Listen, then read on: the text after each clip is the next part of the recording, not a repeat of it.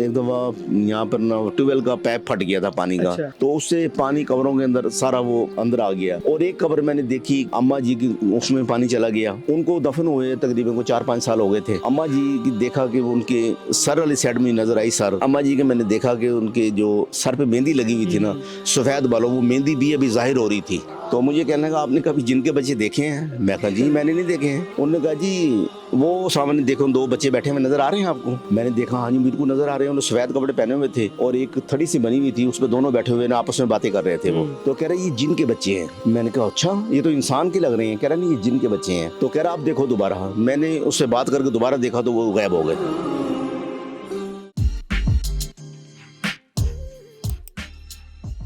अस्सलाम वालेकुम नाज़रीन, डिजिटल अलायंस के साथ में हूँ आपका मेज़बान असलान आरिफ। नाज़रीन इस वक्त मैं मियानी साहब कब्रस्तान में मौजूद हूँ, जो कि एशिया का सबसे बड़ा कब्रस्तान है। यहाँ पे कितनी कब्रें मौजूद हैं, ये कितनी जगह पे मुहित है, आइए हम यहाँ के एडमिन मोहम्मद बशीर साहब से जानते हैं और बातचीत करते हैं और जानते हैं कि उनके साथ क्या क्या वाक़यात पेश है, इस कब्रस्तान में क्या क्या वाक़यात हुए। चलिए मेरे साथ। अस्सलाम वालेकुम सर। जी वालेकुम सलाम। कैसे हैं आप? जी ठीक ठाक जी। सर मुझे ये बताइए, जो मियानी कब्रस्तान है अब तक का सबसे बड़ा कब्रस्तान है, तो ये कितनी हदूद में फैला हुआ है?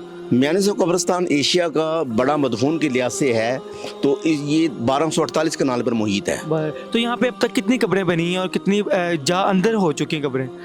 मियानी साहब कब्रस्तान में जो एक हमने सर्वे किया था तो इसमें तकरीबन 6.5 लाख कब्रें जो सी हैं ये एग्जिस्ट कर रही हैं, मौजूदा हैं इस वक्त। और इसके नीचे चली गई हैं ये वल्लाह आलम, क्योंकि एक ही सुना है कि कब्र में से 72 लोग उठेंगे। तो मुझे ये बताएं कि ये कब्रस्तान जो है यहाँ पे 6.5 लाख में कब्रें हैं, तो मज़ीद यहाँ पे और कितनी कब्रें बन सकती हैं? देखें कब्रें तो अगर जो पूरे लाहौर में बनाना चाहें तो पूरा लाहौर कब्रस्तान बन जाएगा। हाँ। ये अल्लाह की हिकमत है कि मैं 2007 से यहाँ ड्यूटी दे रहा हूँ। मुझे 15 साल से ऊपर हो गए यहाँ पर काम करते हुए।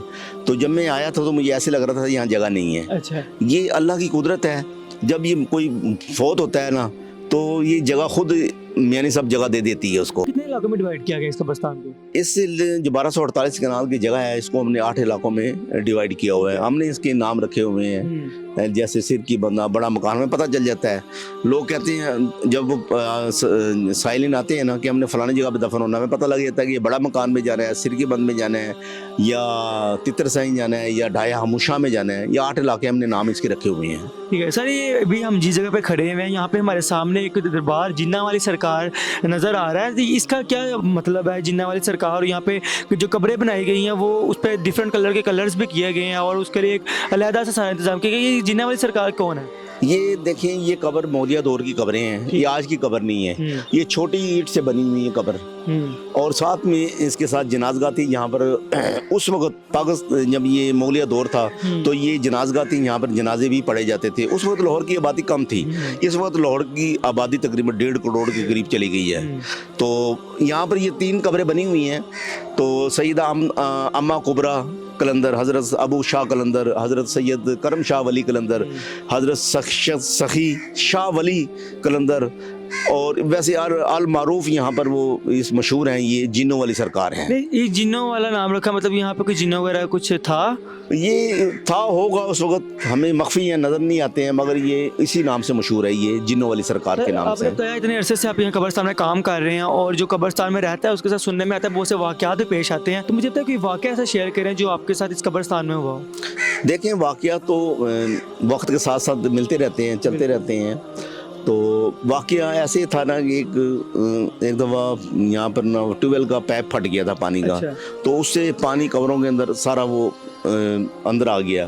तो कब्रों की हड्डियाँ जो थी ना वो बाहर आनी शुरू हो गई। मुझे फ़ोन आया कि ऐसे थे कब्रों में पानी जा रहा है। मैं जाकर देखा तो वहाँ पर पानी कब्रों यानी कब्रें भर गई थी पानी से, और कोलैप्स हो गई थी, कब्रें गिर गई थी। और एक कब्र मैंने देखी कि वो अम्मा जी की, उसमें पानी चला गया। अच्छा।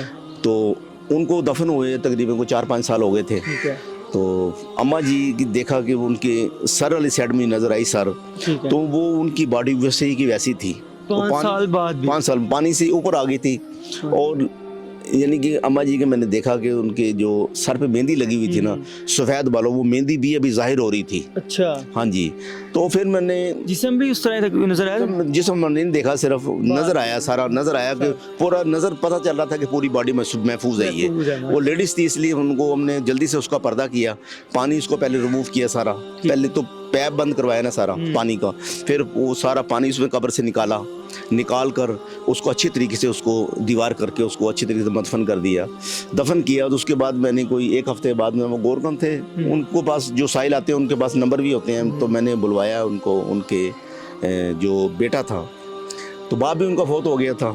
तो मैंने कहा जी आपकी अम्मी के क्या वो घर में रूटीन थी? तो उन्होंने कहा जी ये बच्चों को पढ़ाती थी, कुरान शरीफ पढ़ाती थी, और हमारे जो अजीज़ अकारब थे उनसे बड़े यानी अच्छे तरीके से पेश आती थी। कोई मेहमान आता था बड़े खुश होकर वो उनको डील करती थी, और जो हमारी वालिद की पेंशन थी ये उस पर गुजारा करती थी। तो मुझे लगता है कि अल्लाह को उनकी ये शायद अदा पसंद आई हुई है, तो उनकी बॉडी वैसी थी और अभी भी वैसी होगी वो, इससे कोई नदफन है वो। तो मैंने उनको बताया तो वो गले लगकर मेरे वो रोने भी लगा था, कह रहा यार मैं मुल्तान में था तो मैं खुद आ जाता यहाँ पर जी। काफ़ी गुलकंद की हमने कहानियाँ सुनी हैं ऐसी, वो कहते हैं हम कब्रस्तान में होते हैं तो हमें पीछे से आवाज़ दी जाती है, और वो आवाज़ किसी आम शख्स की नहीं, वो जिन्नात की आवाज़ होती है। तो ये जिन्नात वाला कोई मामला पेश आया आपके साथ इस कब्रस्तान के अंदर? देखिए एक दफ़ा मैं इधर राउंड पर था, तो एक साइलिन थे, उनकी कोई कंप्लेन थी, वो मैं देखने जा रहा था। वो अल्लाह लोग थे, कोई बुज़ुर्ग थे, तो हम कब्रस्तान के बीच में चले गए हैं। तो मुझे कहने का आपने कभी जिन के बच्चे देखे हैं? मैं कहा जी मैंने नहीं देखे हैं। उन्होंने कहा जी वो सामने देखो 2 बच्चे बैठे हुए नज़र आ रहे हैं आपको? मैंने देखा हाँ जी बिल्कुल नज़र आ रहे हैं। उन्होंने सफ़ेद कपड़े पहने हुए थे और एक थड़ी सी बनी हुई थी, उस पर दोनों बैठे हुए ना आपस में बातें कर रहे थे वो। तो कह रहे ये जिन के बच्चे हैं। मैंने कहा अच्छा ये तो इंसान के लग रहे हैं। कह रहा नहीं ये जिन के बच्चे हैं। तो वो उसको नज़र आता था, वो अल्लाह वाला बंदा था। तो कह रहा आप देखो दोबारा। मैंने उससे बात करके दोबारा देखा तो वो गायब हो गए थे, उसी वो लम्हे वो गायब हो गए थे दोनों जने। तो ये है, मगर आज तक किसी को उन्होंने कोई नुकसान वगैरह नहीं पहुंचाया है यहाँ पर। सर मैं आखिर पे आपसे ये पूछना चाहूँगा कि अक्सर कहा जाता है कि जो कब्रस्तान का ख्याल रखते हैं, जो यहाँ गुलकंद होते हैं और जो यहाँ पे रखवाले होते हैं, यहाँ पे उनके जो घर के हालात हैं वो बहुत सादा ज़िंदगी गुजारते हैं, और उनके घर में मुश्किलात तकलीफ़ें आती हैं इस वजह से, क्योंकि उनका जो असर है कब्रस्तान का वो उन पर रहता है। क्या ऐसा ये सच है, ये सिर्फ बातें बनी हुई हैं? नहीं, असर तो देखें जी, बाहर भी रोज़ी कमा रहे हैं, मजदूर कर रहे हैं, यहाँ पे ये रोज़ी कमा रहे हैं, मजदूरी कर रहे हैं, तनख्वाह वगैरह नहीं है। ये ख़ानदानी लोग आते हैं, को बाप है, बेटा आ गया, बेटे दादा पोता, ऐसे यानी कि नस्ल दर नस्ल ये चल रहे होते हैं। तो ऐसी कोई बात नहीं है, बल्कि पीछे ये कोरोना इतना सख्त किस्म का चला था 2019, 20, 21 में जब ये आया था, तो उस वक्त तो बड़े परेशान थे लोग, अपनी मैयत को रख कर चले जाते थे, सैड हो जाते थे कि ये इसका वायरस हमें न लग जाए। मगर यही लोग हैं हमारे जो गोरकन हैं, अल्हम्दुलिल्लाह इनको कोई ऐसी बात नहीं हुई, बल्कि इनके हमने सबके कोरोना टेस्ट करवाए थे और सबका जो सा वो नेगेटिव ही आया था, किसी का मुस्बत नहीं आया था। अल्हम्दुलिल्लाह कोई ऐसी डिजीज़ की इनको नहीं लगी है, ना लगती है। जी तो नाज़रीन, हमने अभी मुलाकात कराई मोहम्मद बशीर साहब से, जिन्होंने हमें बताया कि यहाँ पे लाखों की तादाद में कब्रें मौजूद हैं, और साथ ही साथ उन्होंने ये भी बताया कि इनके साथ क्या क्या वाक़यात पेश आए। उम्मीद है हमारी आज की वीडियो आपको अच्छी लगी होगी। फिर मिलेंगे एक नई वीडियो के साथ। अपने मेज़बान अरसलान आरिफ को दीजिए इजाज़त। अल्लाह हाफिज़।